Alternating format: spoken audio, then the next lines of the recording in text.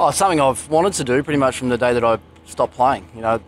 Cricket's in my blood and Australian cricket's in my blood, so I've wanted to get back involved where I could. Obviously, it's not just that easy though. With other commitments that I've had, with a lot of the commentary work that I've had through the summer, it's hard to sort of commit to long periods of time around the team. But so I've got the IPL coming up as well. I'll finish that, basically join the boys in the UK as soon as I can. And look, I'm really excited to be back involved again. I've had a little bit of experience doing it with the T20 Tri Series in the last summer and the 5 one-days over in the UK in the middle of last year as well, which were really enjoyable, although results didn't go our way in the one-days in England, but we ended up winning that the T20 Tri Series. So, look, I'm really excited to be around, and especially around a World Cup. What's your view on where Australian cricket is at the moment?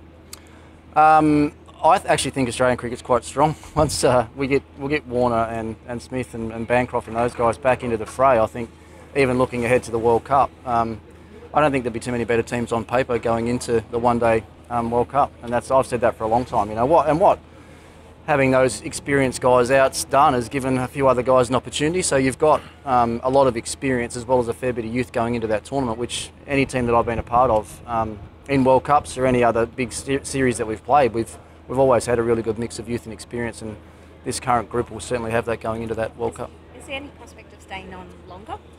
There's a chance to do more, absolutely, yeah, especially around white ball cricket. I don't think I'll be able to do much around Test cricket for the fact that it's through the summer, and obviously with my commentary commitments during the summer it makes it hard. But with the World T20 coming up as well, I think I might be able to do a little bit more work around the group with that as well. How much impact do you think you can have with the group coming in for the World Cup, just as sort of a short-term assignment? Well, a lot, hopefully. Hopefully, we can have a good impact on the group and the way the boys play their cricket. I mean, I was lucky enough to play in a lot of World Cups and 3 winning ones, and so I think I've got a pretty good grasp on what it takes for tournaments like that. Obviously played a lot of cricket myself, one-day cricket, and know this group pretty well. Especially with what they do in the T20 format of the game and their short-form cricket, because I've been watching all of them up close and personal in the Big Bash for the last few years. So, look, hopefully I can have an impact right from the start. All the feedback from the boys in that so far has been pretty positive. I've had lots of text messages and things the last couple of days, so I'm looking forward to joining as soon as I can. Do you feel Australia can win the World Cup, Ricky? Absolutely. Despite winning only 3 of the last 16 games? Yeah, I actually do. India and England probably the 2 standout teams right now. But if you add Warner and Smith back into that lineup, then I think that team looks as strong as any. And I'm not just saying that because I'm one of the coaches. I've actually said it when I wasn't around the group. I absolutely feel that we can. I think conditions in England will suit our style of play as well. Look, and I'm sure when the odds or whatever come out, I think Australia will be one of the main contenders for sure. What are the areas of improvement you see need to happen from the India series that just took place over the next 10 games into the World Cup? Look, I think the thing that's held us back really the last few years in one-day cricket's probably been how we played spin bowling. That's been an issue, and it was certainly an issue when I was with the team in the UK last year. Moeen Ali and Rashid tied our batsmen up. I think we're looking at our lineup now, there's potentially a few better players to spin in the middle order than what we had this time last year. So that's one area. But if you think about English conditions as well, the wickets probably shouldn't spin too much throughout the World Cup. So, as I'll keep coming back to it, with the inclusion of 2 of the best one-day players in the world and a lot of experience, all of a sudden the team starts looking a lot better, and you'll have guys that will handle pressure situations a lot better just because they've been there and done it all before. So. Just on that, you've had experience in 03 and 07 from memory of players not getting a lot of cricket in the lead up to a World Cup. You've got probably 4 guys that are likely not going to play much over the next 10 games in Warner, Smith, Hazelwood, Stark, but they'll come back into the squad, presumably. How do you manage it? What are the lessons you learned from your experience of guys not being able to be there in the lead up and then playing the Cup itself? I think generally if they're experienced players that know how to get themselves ready and prepared, then that's all you can worry about. I mean, we're not going to be able to put too much focus into those guys. We've got to worry about the whole group and hope that Smith and Warner and those guys, as you mentioned, Stark and Hazelwood, hopefully they all do come up and they'll get the best opportunity to come up and be ready for the World Cup. Yeah, well, look, we went to World Cups with Michael Bevan injured, Darren Lehman suspended, Warney went home, Jason Gillespie went home. World Cups very rarely run exactly to plan. So all the planning right now is we'll have all those guys in the squad. Hopefully we do, and if we do, then I think as I'll keep saying, it looks as good as any squad on paper, I think. Ricky, what's your understanding of the David Saker situation, and is it a concern making that change so close to World Cup?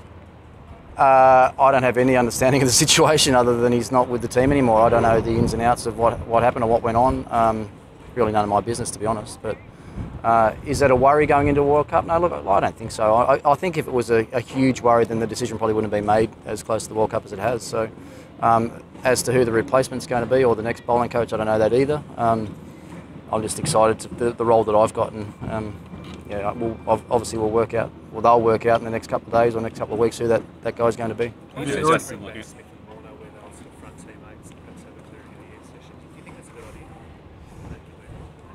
Yeah, I think all of us, me included, will have a pretty big role to play in that as well. You know, guys that have probably been around and handled different teams and different situations around teams. I think all of us coaches and senior players will have a big role to play in those guys coming back into the squad. It's not just about those two. It's about everyone that we've got around Australian cricket embracing those two guys eventually coming back into the team. It's simple as that.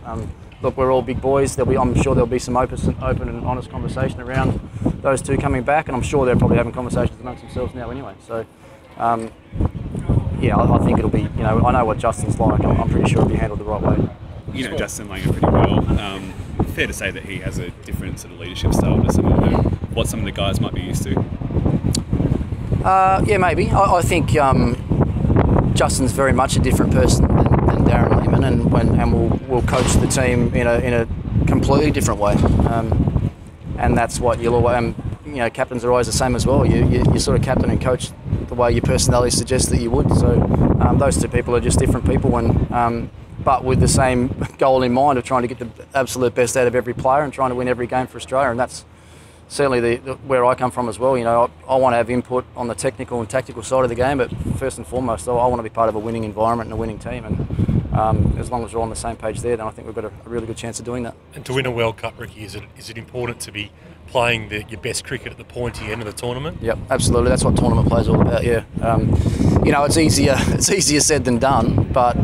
You know, teams that I've been in and been part of in World Cups, we probably haven't played our best cricket until the back end of the tournament and managed to hit our straps and win the big games and win them well. So, but you know, this current group now, first and foremost, got to get back on the horse and start putting some good, solid performances together in one-day cricket. And if they do that, then I think you'll see the whole mood, the whole environment around the team will change. You'll see them play more confident cricket, and it can change really quickly. So, I'm looking forward to being a part of that change. Yeah. Just more broadly, Justin's work right's been nervous with the schedule.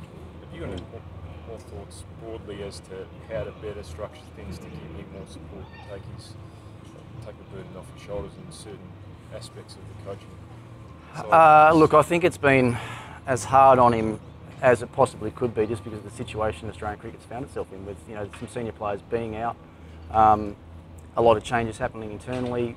As knowing what Justin's like as well, I will say he's a bit of a control freak. He wants to make sure that everything's exactly how he wants it to be, and that's the way it should be as a head coach of the Australian cricket team. You should have everything lined up the way you want it to. So he's just come into the job at a really difficult time. So. That's why it makes it even more exciting for me to get in and get my hands dirty and help him out as much as I possibly can. You know, we are great mates. We know each other really well. We'll work really well together, I'm sure, if he can put up with me. But yeah, no doubt it's been a tough time. But I think I'll be able to take a bit of that workload away from him when I get involved as well.